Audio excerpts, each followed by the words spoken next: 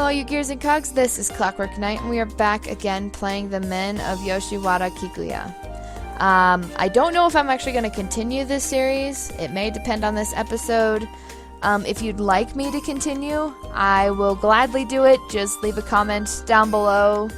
And here we go.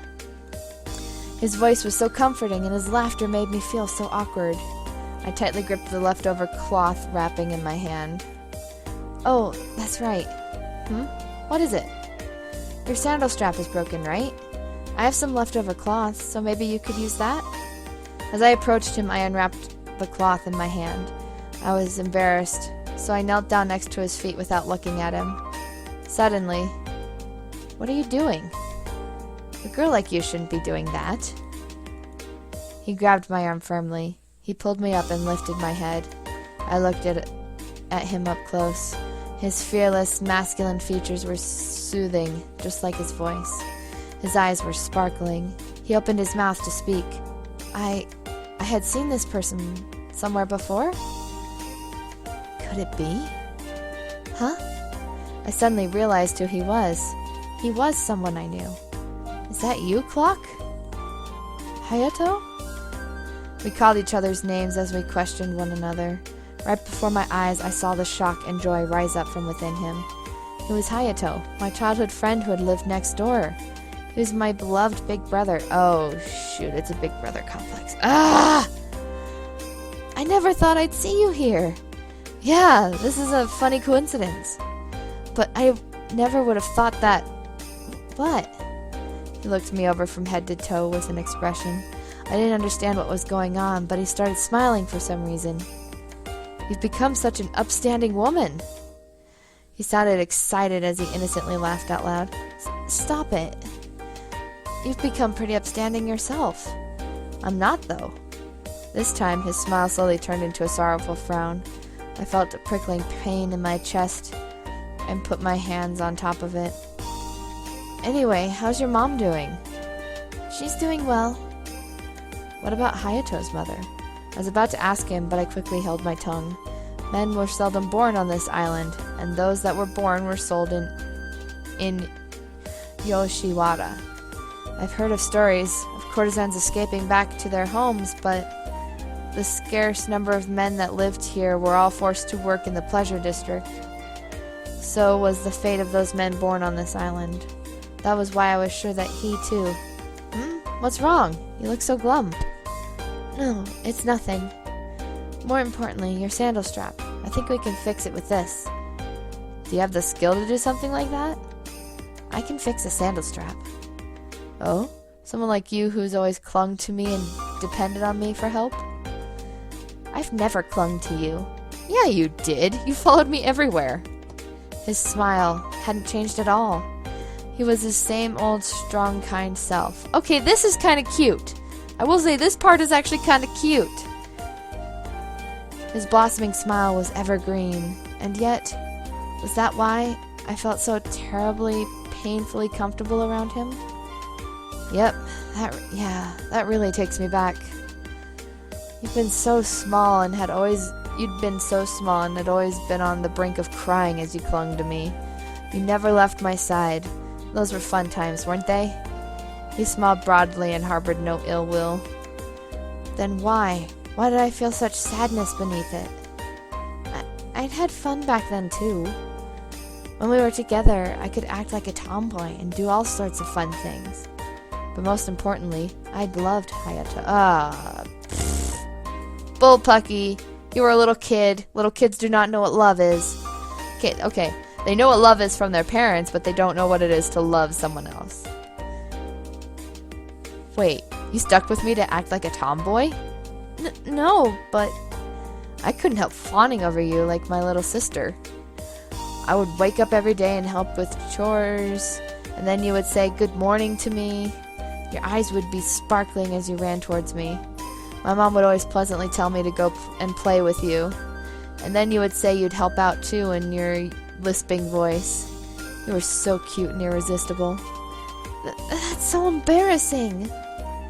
You were cute, so who cares? Okay, that is very much guy logic. You were cute, who cares?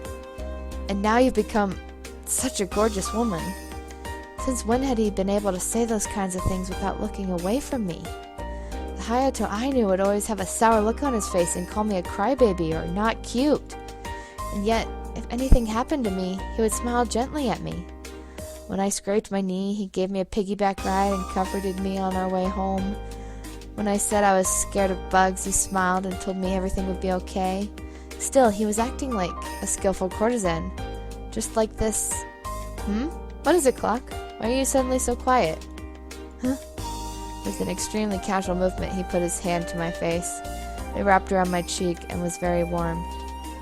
Your face is small as usual. Not to mention your mood is so quick to change, and you always look like you're going to cry. He gently caressed my cheek, my cheeks becoming hot. My cheeks become hot. They were flustered.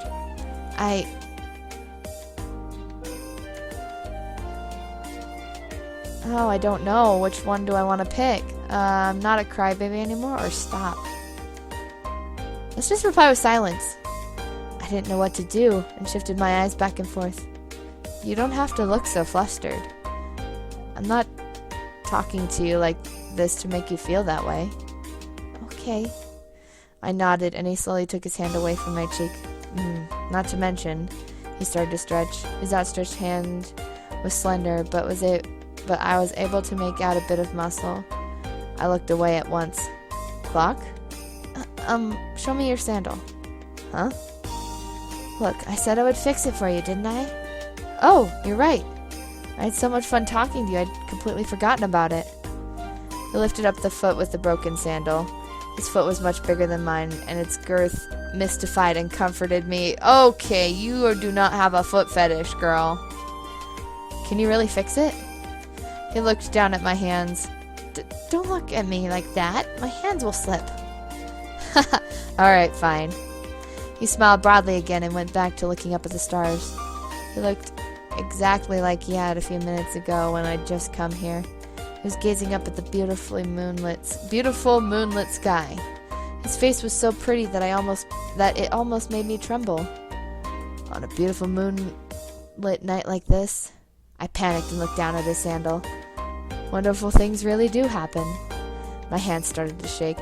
I couldn't move my fingers properly after hearing him say those words. I never thought I'd see you again so quickly. Quickly? He sounded like he was talking to the moon. It had been a long time since we'd been reunited. It wasn't quick enough for me. I see. What's that supposed to mean? Well, I figured out that he was looking at me and not the moon. I felt a little nervous and stopped fixing his sandal as I stared up at him. If he were a courtesan in the pleasure district like me, it was just as I thought. He really was a courtesan. His body was prisoner to the pleasure district. One part of me didn't want to know, but another part of me did. He was my beloved Hayato. He was always so understanding by my side, so masculine and kind. I started to remember the day he disappeared like it was yesterday. It had happened on a hot summer day. Chapter 1 complete. Would you like to save? Okay. I'm going to save over the prologue. Okay. Back. Let's see. We'll meet again. I'd been reunited with Hayato, my childhood friend. And that's where I'm going to end this episode, guys. Again, if you want me to continue, please leave a comment below. I'm probably going to play this on my own just for giggles, but if you guys want to have me keep going with this, yeah. Anyways, friendly reminder to keep those mustaches waxed and those corsets laced tight. Have a good day, guys. Bye.